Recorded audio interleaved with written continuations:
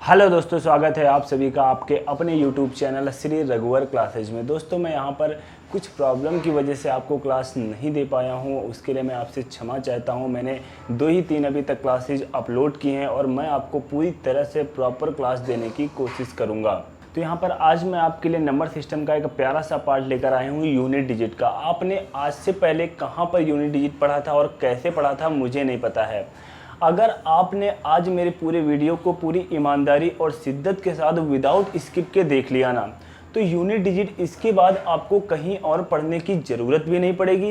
अब मैं कह रहा हूँ बिहार पुलिस का एग्ज़ाम ही नहीं, किसी भी लेवल का आप एग्ज़ाम दो, एसएससी सीजीएल से लेकर कैट लेवल तक। क्योंकि देखो यूनिट डिजिट मैं आपको इतने हाई लेवल तक तो नहीं पढ़ाऊंगा, लेकिन मैं आपको इतना पढ़ा दूंगा जो आपके एग्जाम लेवल तक है, और इस तरीके से पढ़ा दूंगा आप देखते देखते क्वेश्चन का आंसर दे दोगे। तो बिल्कुल यहाँ पर देखो, ज़्यादा बड़ी बड़ी बातें ना मारते हुए सीधा अपने हम कंटेंट पर काम करते हैं और अपने तरीके पर काम करते हैं। आप लोग खुद यहाँ पर देख लेना। जैसा कि यहाँ पर देखो, मैंने अभी बिल्कुल बेसिक से उठा रहा हूँ, बिल्कुल जीरो लेवल से उठा रहा हूँ और आपके एग्जाम के लेवल से अपर लेवल तक की मैं लेकर के जाऊँगा। तो यहाँ पर जैसे कि बिल्कुल मेरा फर्स्ट क्वेश्चन है, बिल्कुल बेसिक सा क्वेश्चन है, 23 मल्टीप्लाई बाई 24। तो यहाँ पर जब आप मल्टीप्लाई कराओगे तो यूनिट डिजिट आपका क्या आएगा, कितना दिया हुआ है देखो, 23 मल्टीप्लाई बाई 24। तो मैंने आपसे कहा यार इकाई अंक निकालना है तो पूरा मल्टीप्लाई कराने की कोई आवश्यकता नहीं। एक मैंने अंक ये ले लिया, एक मैंने ये ले लिया, 4 3 12, ये हमारा क्या है 2। यही मेरा क्या हो गया, यूनिट डिजिट। यही क्या हो गया, यूनिट डिजिट आपका राइट आंसर हो गया। अगर आप क्या करते इसका यार पूरा मल्टीप्लाई कराओ, देखो 23 से करा लो, 23 चको कितना होता है, 92 होता है, 92 होता है। कैरी कितना बचा, 9, 23 दूना 46 और 46 9 कितना होता है, 55 होता है। 552 आया। आप यूनिट डिजिट आपसे पूछा जा रहा है, मतलब इकाई अंक आपसे पूछा जा रहा है, तो आप आंसर यही तो दोगे, 2 राइट आंसर होगा। तो ये करने में कितना टाइम लगा और ये करने में कितना टाइम लगा, यहाँ पर पेन की भी आवश्यकता नहीं है, यहाँ पर आप मल्टीप्लाई कराओगे। तो बिल्कुल यार जैसे मैं आपको बता रहा हूँ सिर्फ और सिर्फ उसी मार्ग से आपको चलना है। देखना कैसे चंद टाइम में क्वेश्चन होंगे, बस आप देखते रहना। इसके बाद देखो हमारा नेक्स्ट क्वेश्चन है। तो यहाँ पर देखो जो हमारा नेक्स्ट क्वेश्चन दिया हुआ है आपकी नज़रों के सामने है, 512 मल्टीप्लाई बाई 314 इंटू 721। तो यहाँ पर देखो आपको क्या करना है, अगर इतना बड़ा यार मल्टीप्लाई कराओगे तो यार 2 से 3 मिनट आपके जाने वाले हैं। लेकिन 512 का आपको 2 लेना है, 314 का 4 लेना है, 721 का 1 लेना है। 4 दूनी 8, 8 एक कम 8, 8 आपका क्या हो गया, राइट आंसर हो गया। तो तोड़ना पड़ा, ठीक है। इसके बाद देखो हमारा नेक्स्ट, यहाँ पर देखो जो नेक्स्ट क्वेश्चन है, आप कहोगे सर आपने तो फिर वही क्वेश्चन लगा दिया, लेकिन जरा एक बार अपनी आंखों को खोलो और बंद करो। उसके बाद देखो ये कौन सा क्वेश्चन है। वहां पर यार मल्टीप्लाई में आपके सभी अंक दिए हुए थे और यहाँ पर जितनी भी वैल्यू दी हुई है वो बीच में प्लस का निशान लगा हुआ है, प्लस का चिन्ह लगा हुआ है। तो बिल्कुल आपको आंखें बंद करके क्वेश्चन नहीं करना है, आंखों को खोल करके करना है, पानी को पी करके क्वेश्चन को करना है। एग्जाम में जाना है यार, उसके पहले मुंह थोड़ा सा धो लेना। तो यहाँ पर देखो 512, क्योंकि आप लोग को मैं तरीका बता रहा हूँ, आप कहोगे अरे यार सर ने बताया था लास्ट वाला 2 लो, उधर लास्ट वाला 4, लास्ट वाला 1 मल्टीप्लाई करो, आपका आंसर आ गया। वहाँ पर 8 कहो आंसर पहले ही ऑप्शन में लिखा हो, लेकिन यहाँ पर आपको ध्यान देना होगा ये किस में है, प्लस में है। जब प्लस में है तो आपको लेना लास्ट वाला ही अंक है। मैंने 2 लिया, फिर क्या लिया 4 लिया, और फिर लास्ट वाला अंक क्या लिया 1 लिया। वो मल्टीप्लाई में थी तो मैंने मल्टीप्लाई कराया था, ये प्लस में है तो मैं प्लस करा रहा हूँ। 4 2 6 1 7, आपका 7 क्या हो गया, राइट आंसर हो गया। अगर बीच में कहीं माइनस चिन्ह लगा होता तो हम घटाते भी। जैसे माइनस वाले क्वेश्चन आएंगे तो अभी मैं आपको कराऊंगा, माइनस वाला एक क्वेश्चन आपका फंसता है उसको मैं थोड़ा सा बता दूंगा, बस आपका क्लियर हो जाएगा। इसके बाद देखो हमारा नेक्स्ट क्वेश्चन है। तो यहाँ पर देखो जो आपका नेक्स्ट क्वेश्चन दिया हुआ है यार, देखने में कितना बड़ा क्वेश्चन है, लेकिन यहाँ पर आपको पेन भी उठाने की आवश्यकता नहीं थी। अब कहो कैसे, यहाँ पर देखो क्वेश्चन दिया हुआ है 20 multiply by 30 into 500 into 786900 into 51200। तो ये आपका क्वेश्चन दिया हुआ है और आपसे यहाँ पर इकाई अंक पूछा जा रहा है। जब भी यार कोई एक अंक इस तरह से मिल जाए ना जिसके लास्ट में 0 हो और पूरी वैल्यू मल्टीप्लाई में हो, तो आंख बंद करके उसका आंसर 0 लिख देना जब भी इकाई अंक पूछा जाए। क्या लिख दोगे? 0 लिख दोगे। क्या लिखोगे? 0 लिख दोगे उसका आंसर। तो यहाँ पर देखो, क्योंकि जब आप मल्टीप्लाई कराओगे ना, तो अगर लास्ट में एक अंक में भी 0 है ना, तो लास्ट में जो आपका इकाई अंक आएगा वो 0 ही आएगा। तो यहाँ पर तो सभी में 8 0 है लास्ट में, तो इसका आंसर तो 0 हो ही जाएगा।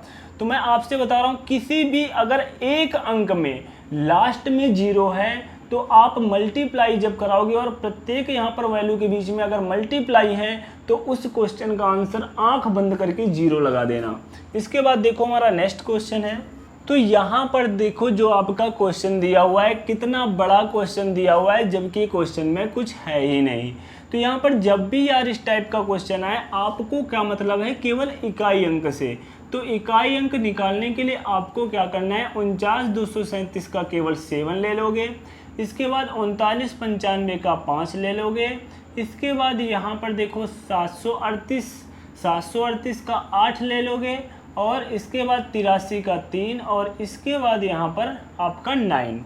तो आपका क्वेश्चन तो ऐसे ही इतना छोटा हो गया। लेकिन एक बात मैं आपको और बता दूं, यहाँ पर क्वेश्चन में पेन भी चलाने की कोई आवश्यकता नहीं थी। अगर आप क्वेश्चन को थोड़ा सा ध्यान से देख लेते, जब भी यार इस टाइप का क्वेश्चन दिखे और उसमें एक आपका अंक मिल रहा हो, इकाई अंक 5, जैसे कि देखो ये मिला, और एक अंक कोई आपका ऐसा मिल रहा हो जिसमें 2 हो, ये आपका देखो 8 मिला, इसमें क्या है 2 है। तो यहाँ पर आपको क्वेश्चन में देखना था, एक आपका 5 था और वहाँ पर एक जगह 8 था, 8 में आपका 2 मिल जाता, क्योंकि एक जगह 5 और एक जगह 8 है, तो वहाँ पर 8 में जब आपका 2 मिल जाएगा, 5 और 2 के मिलने से एक 0 बनता है, एक 0 से पूरा क्वेश्चन आपका मल्टीप्लाई में है, तो आपका जो यूनिट डिजिट मतलब इकाई अंक आएगा वो क्या हो जाएगा, 0 ही हो जाएगा। बस इतना ध्यान देना था, यहाँ पर पिन भी चलाने की कोई आवश्यकता नहीं थी। इसके बाद देखो हमारा नेक्स्ट क्वेश्चन है। तो यहाँ पर देखो जो आपका यहाँ पर नेक्स्ट क्वेश्चन दिया हुआ है, बिल्कुल इस क्वेश्चन को भी उसी कॉन्सेप्ट के साथ लगा देंगे।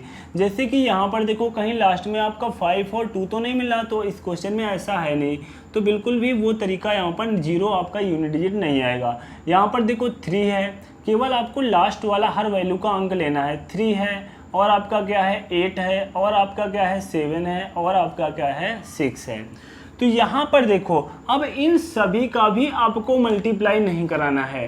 कैसे आपको सभी का नहीं कराना है, तो यहाँ पर 8 त्रिक कराओगे कितना आया 24, 24 का क्या लोगे 4, फिर 4 से 7 में कराओगे कितना आएगा 7 चक्को 28, 28 का क्या लोगे 8, 8 का कराओगे 6 में 8 छंग 48, 48 का क्या होगा 8।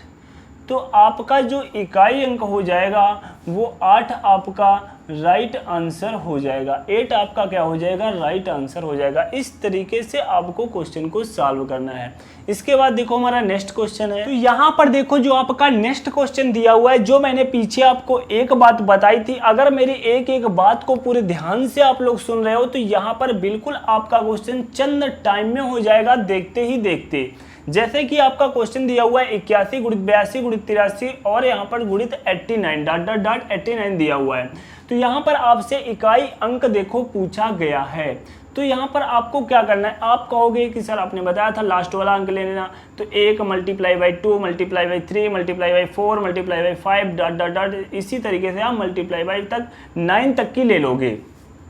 लेकिन ऐसा कुछ भी यहाँ पर नहीं करना है। मैंने कहा था इस तरीके से अगर यहाँ पर मल्टीप्लाई में आपकी वैल्यू दी हुई हो तो आपको यहाँ पर क्या करना है, अगर आपका एक अंक 5 मिल जाए और एक अंक 2 मिल जाए तो जरा देखो यहाँ पर बीच में आपका एक तो 2 मिल गया, 81 और 82 में देखो 82 में आपका 2 मिल गया।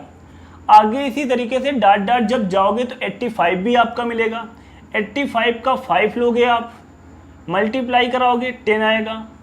जब मैंने कहा था मल्टीप्लाई करने पर एक 0 आपका बन जाए और पूरी वैल्यू मल्टीप्लाई में दी हुई है तो वहां पर आंख बंद करके 0 आंसर लिख देना, क्योंकि ये अब किसी भी वैल्यू से अगर मल्टीप्लाई होगी तो लेकिन वो 0 को नहीं समाप्त कर पाएंगी, लास्ट में आपका 0 ही बना रहेगा। तो यहाँ पर जो आपका राइट आंसर हो जाएगा वो 0 हो जाएगा। इसके बाद देखो हमारा नेक्स्ट क्वेश्चन है। यहाँ पर देखो जो आपका नेक्स्ट क्वेश्चन दिया हुआ है, प्यारा सा क्वेश्चन है, सभी विषम अभाज्य संख्याओं के गुणनफल का इकाई अंक आपको बताना है। क्या बताना है? सभी विषम अभाज्य संख्याओं के गुणनफल का इकाई अंक बताना है।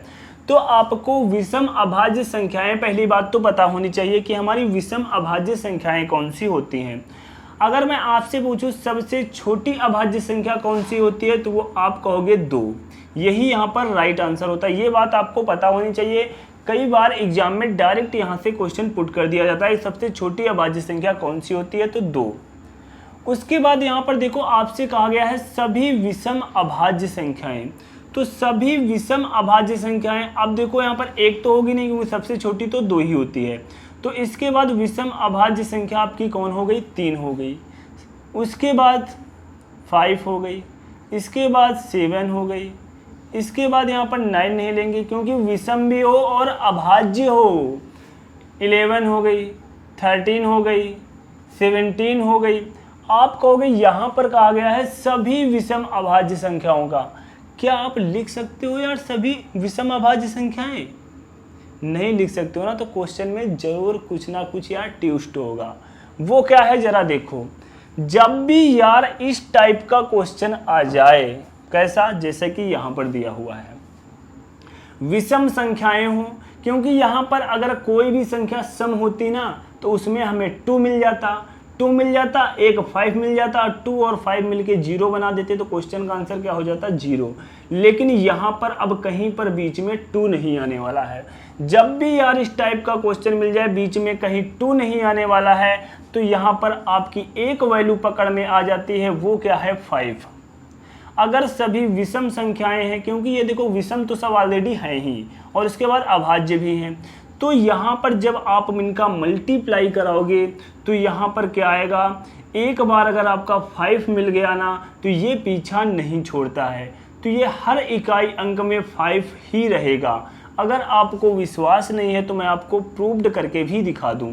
तो इस क्वेश्चन का जो आंसर हो जाएगा वो 5 हो जाएगा, क्योंकि एक बार जब आप 5 से मल्टीप्लाई करा दोगे तो आप किसी भी वैल्यू से मल्टीप्लाई कराओ, लास्ट में आपका 5 ही रहेगा। एक बार भी अगर आपका 5 दिख जाए ना, एक बार भी अगर आपका 5 दिख जाए, तो अगर सभी विषम संख्याएं हैं तो उस क्वेश्चन का आंसर क्या होगा? 5 होगा मेरे प्यारे। तो इसके बाद देखो हमारा नेक्स्ट क्वेश्चन है। यहाँ पर देखो जो नेक्स्ट क्वेश्चन है हमारा, आपसे पूछा गया है सभी अभाज्य संख्याओं के गुणनफल का इकाई अंक ज्ञात कीजिए। सभी अभाज्य संख्याओं के गुणनफल का इकाई अंक ज्ञात कीजिए। तो यहाँ पर देखो सभी अभाज्य संख्याएं कौन सी होती हैं? अभाज्य संख्याएं तो आपको पता ही होगा। सबसे छोटी अभाज्य संख्या 2, तो हम 2 से ही स्टार्ट करते हैं।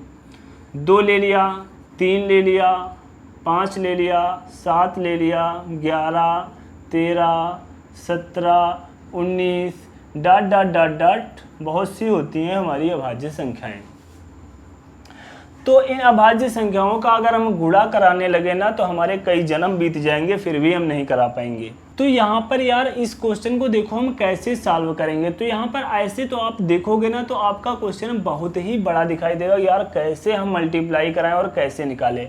लेकिन जब भी यार इस टाइप के क्वेश्चन आपसे पूछे जाते हैं ना तो इनमें ज़रूर कुछ ना कुछ आपका ट्विस्ट छिपा होता है और आंसर बस देखते ही बन जाता है।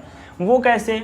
मैंने आपसे देखो कहा था, तो यहाँ पर मैंने आपसे बताया था कि यार जैसे ही आपको 2 दिख जाए और 5 दिख जाए, क्या दिख जाए? 2 और 5 मल्टीप्लाई में दिख जाए तो 5 दूनी 10, आपका क्या बन गया?